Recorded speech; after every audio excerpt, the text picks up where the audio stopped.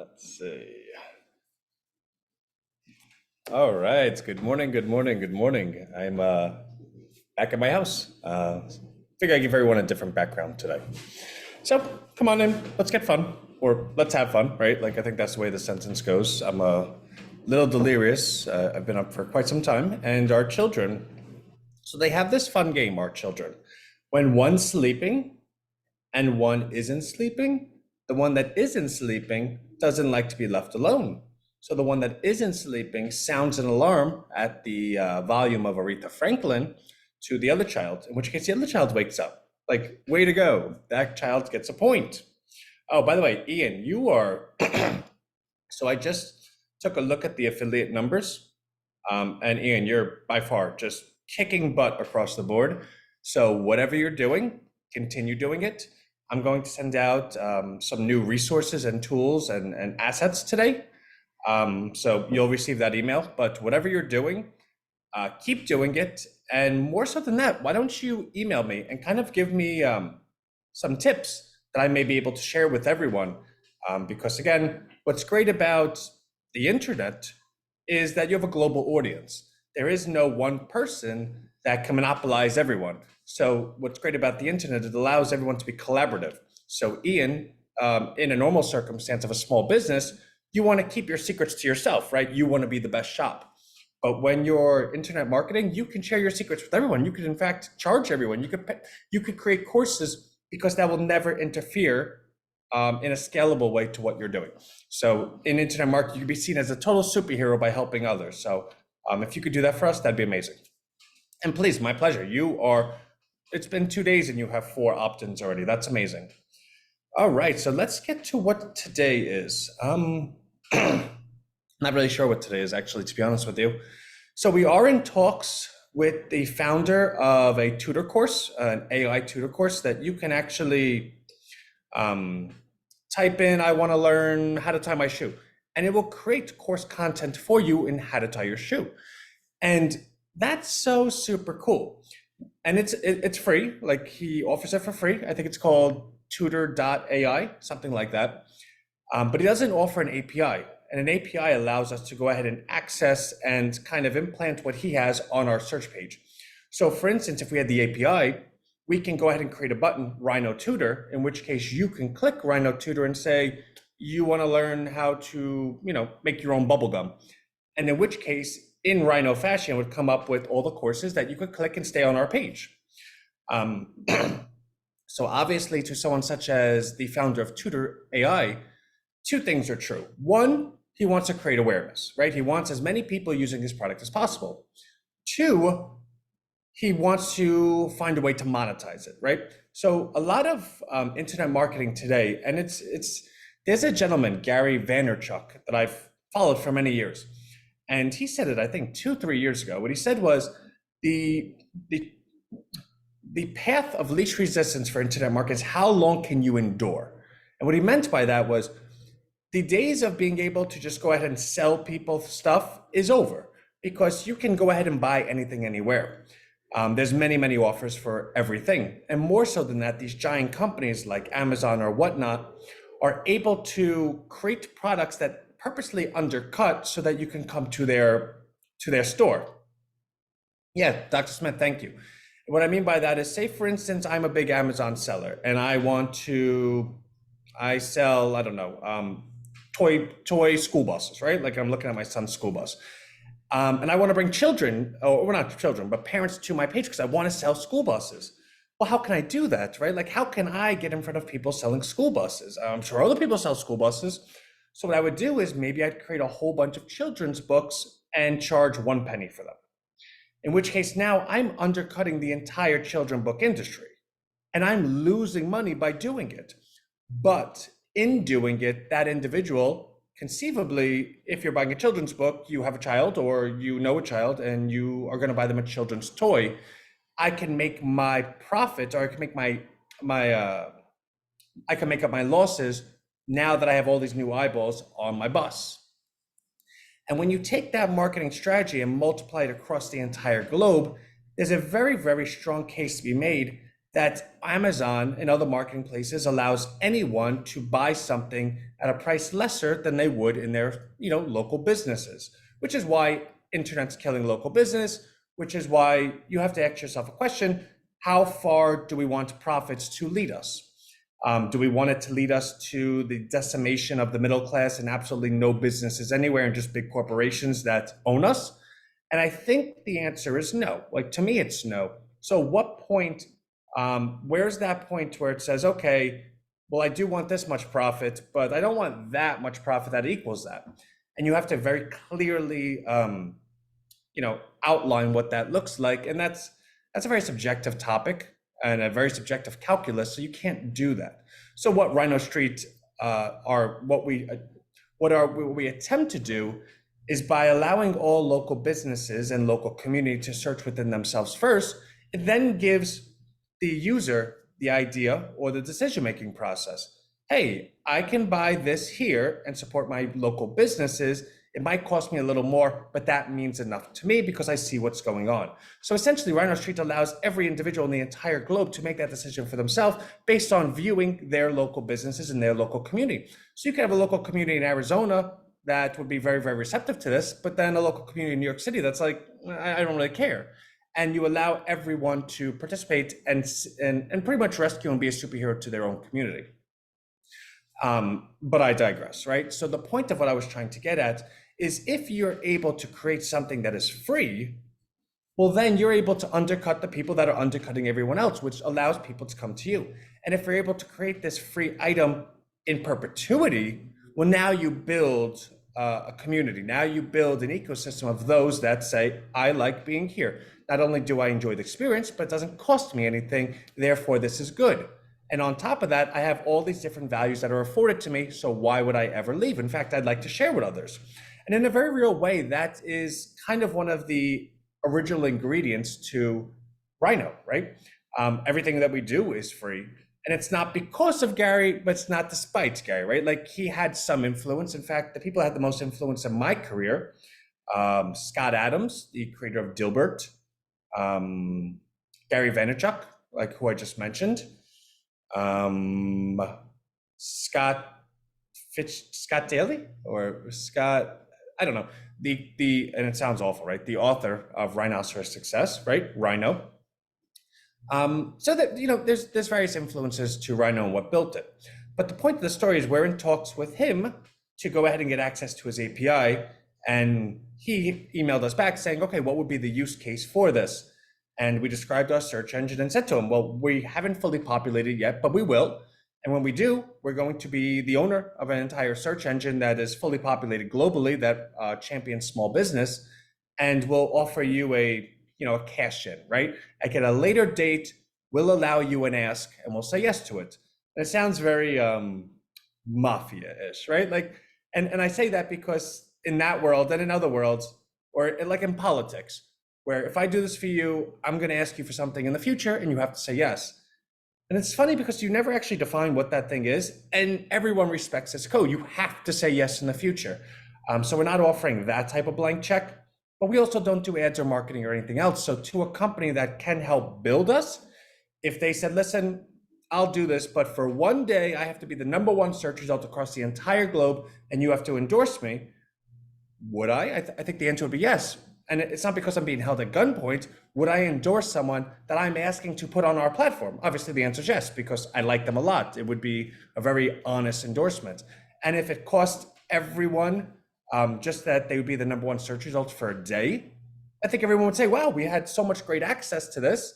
It helped build us for one day. Why not, right? So deals like that, yeah, well, I am from New Jersey, yeah. Deals like that make sense to me. And if the individual can see the future, well, we'll see the vision, then it makes sense to them as well. And then alternatively, say RHINOStreet never gets to that point, well, then conversely, what did they have to lose? If we've never built up, well, then the API was never accessed enough that it cost him any kind of investment, right? And if anything else, it would have got him exposure. So I think we have the makings of something that's a win-win, but we'll keep everyone posted. Today, we reached a new all-time high on RHINO. I believe we're 233.50 something. I don't know, something like that. One of our rhinos actually had a conversation with me the other day suggesting that we need to slow down the increase in the coin, that it is in their opinion that it is moving too fast, in the sense that some people are, oh my God, I missed it, I missed it, I missed it. A lot of people look to take profits. If I buy it here and sell it in a month, I know I'm going to make 20, 30%. And just being able to allow everyone the opportunity to feel like they could still get in, right?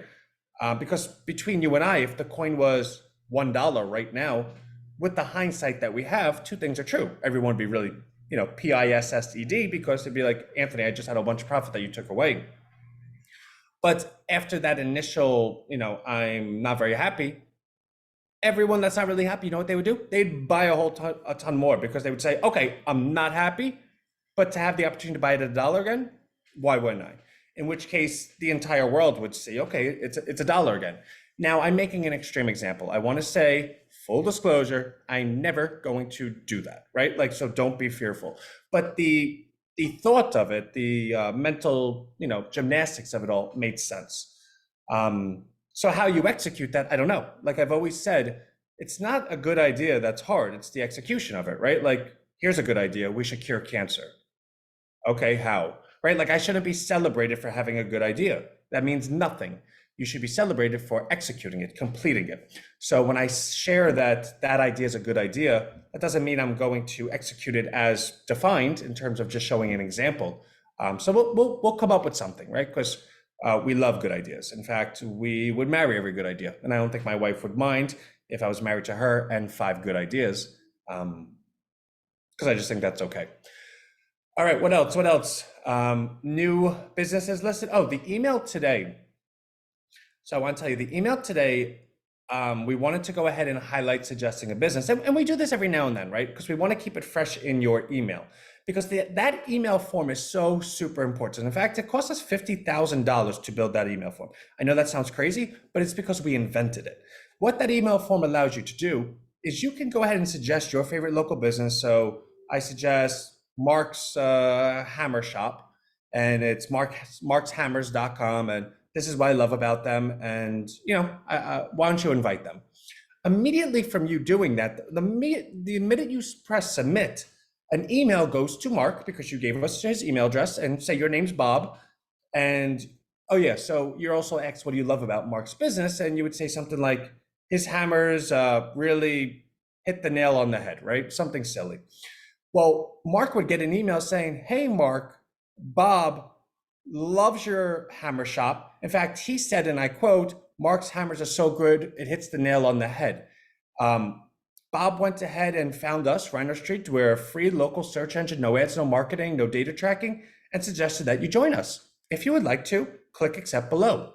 Now, what Bob receives, or what Mark receives, right? What Mark receives is a list your business form.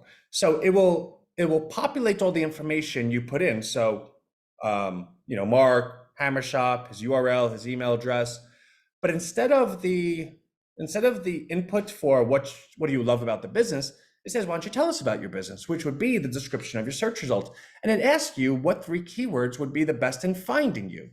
In which case, once now Mark fills that out and press submit, he is a live result on the search engine, in which case he now receives an email saying, hey, you're a live result, go check it out. Is there a local business you would like to do the same for? And not only does he go down that sequence, but Bob gets an email saying, hey, we sent the email to Mark. You're a superhero. Would you like to do it for someone else? The point being, when we talk about inventing the email, the form is actually embedded in the email. Like it's the fabric of the email. It's dynamic. You could change the words in it, and it's dynamically connected to our database. So when Mark receives this email and says, oh, Mark's Hammer Shop, Mark might say, well, we kind of changed our name. It's now Mark's Hammer and Nails, in which case Mark could then go and type in Mark's Hammer and Nails, and it changes the information actually in the database, which is housing all the information that produces the search results. So conceivably, if everyone went ahead and suggested a single business, and that single business suggested a single business, within 6 times, you would in fact blanket the entire globe. So the question is, well, Ant, if you have this access, why hasn't it happened? Again, you can have a good idea. That doesn't mean anything. It's how you execute it.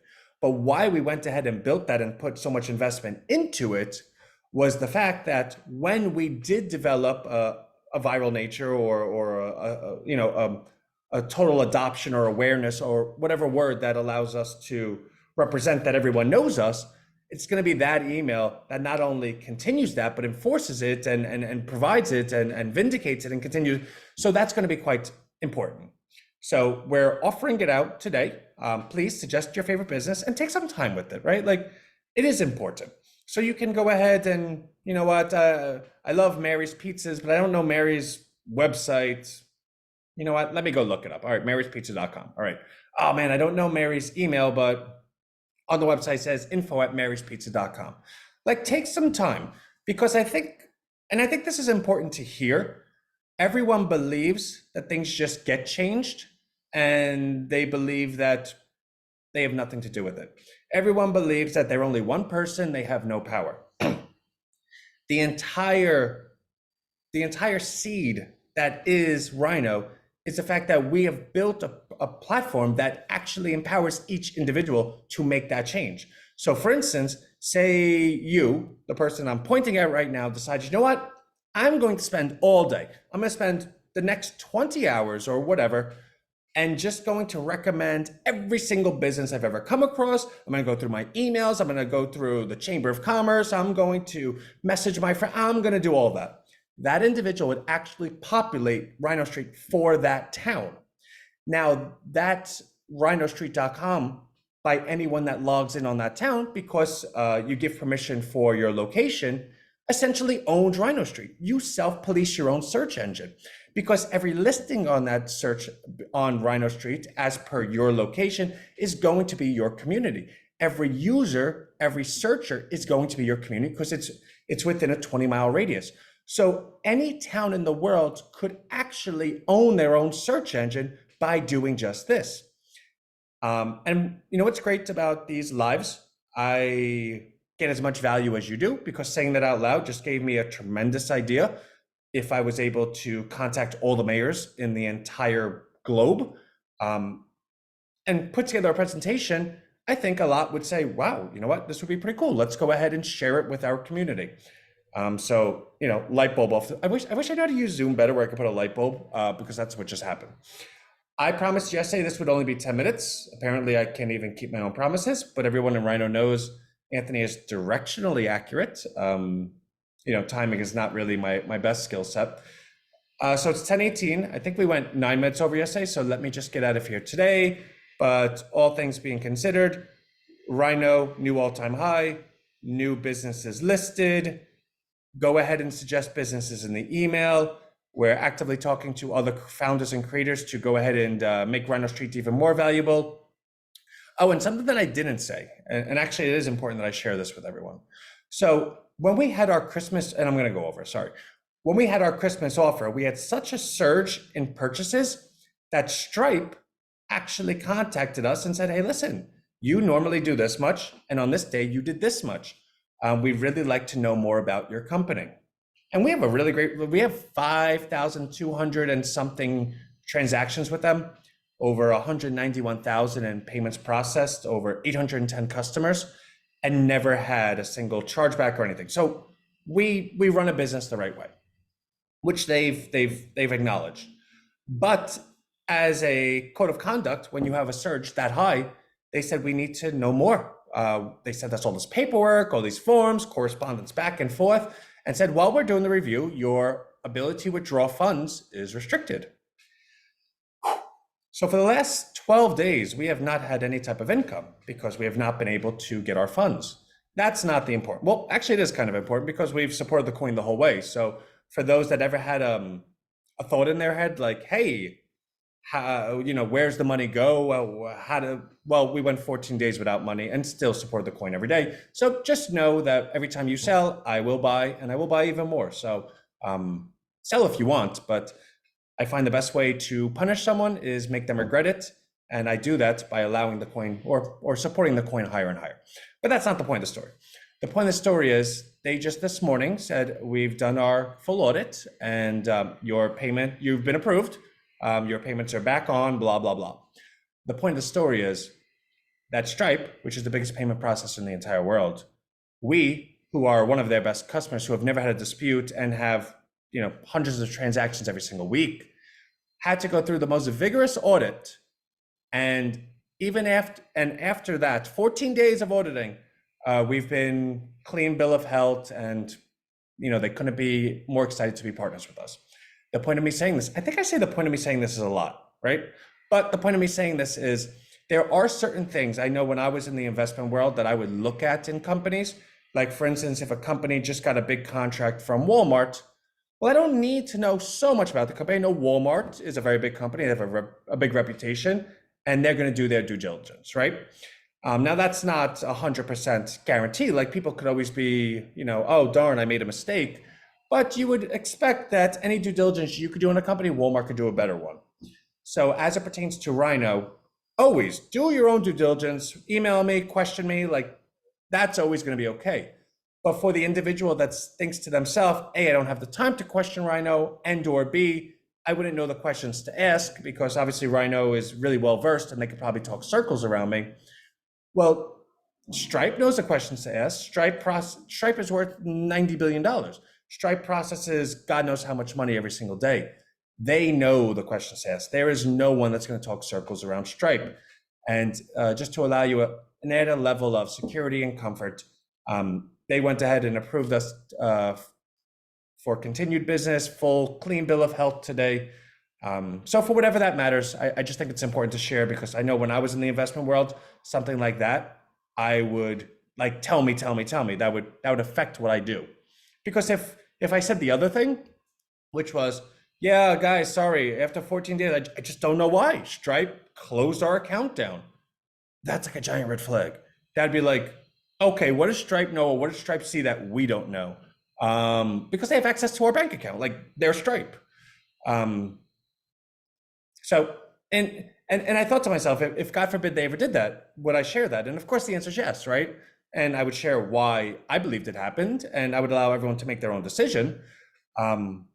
And in fairness, if I'm going to say it when something not good happens, it stands fair to reason. I should always share the good news too, and not think, oh well, am I bloviating? Am I bragging? No, this is knowledge one should know in continuing any business with anyone. So I just want to say, go RHINO. All right, I'm way over. All right, tomorrow, no matter what, 10 minutes guaranteed. And if you believe, no, I'm kidding. I'm really gonna do it. All right, love you. Bye.